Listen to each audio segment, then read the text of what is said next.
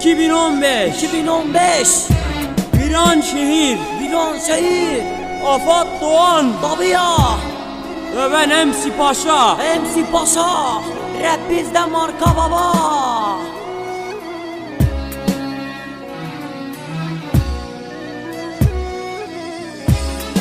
Vay kefalet.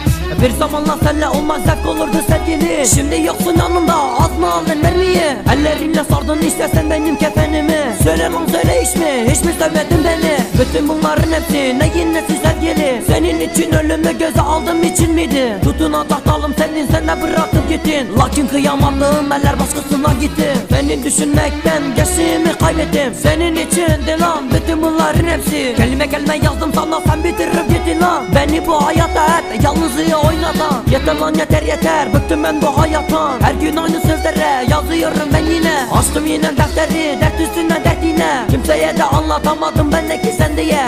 Unuttum derken gördüm yine ben seni. Ağladım işte, ağladım her gece. Aşkımız bir film gibiydi, sonumuz da böyle bitti. Sen gelinlik içinde, bense kefen içinde.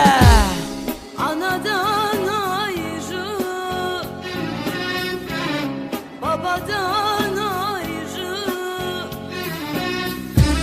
bir de yardan ayrı kaldım. Hepsinden acı, hepsinden acı. İşte böyle güzelim, işte böyle. Hani diyorlar ya, sevdiğini gizlersen onu başkasıyla izlersin. Benimkisi de öyleydi işte. Sen hep başkasıyla izledin. Bendeki aşkı bir türlü anlatamadım sana. Bu dünyada iki kör tanıdım. Biri beni hiç görmeyen sen, diğeri senden başkasını görmeyen ben. Bir zamanlar senle olmaz zevk olurdu sevgili. Şimdi yoksun yanımda, az mı aldın mermiyi? Ellerinle sardın işte sen benim kefenimi. Söyle lan söyle hiç mi sevmedin beni? Bütün bunların hepsi neyin nesi sevgili? Senin için ölümü göze aldım için miydi? Tutunacak dalım senin, sen de bırakıp gittin. Lakin kıyamadığım eller başkasına gitti. Beni düşünmekten gençliğimi kaybettim. Senin içindi lan bütün bunların hepsi. Anadan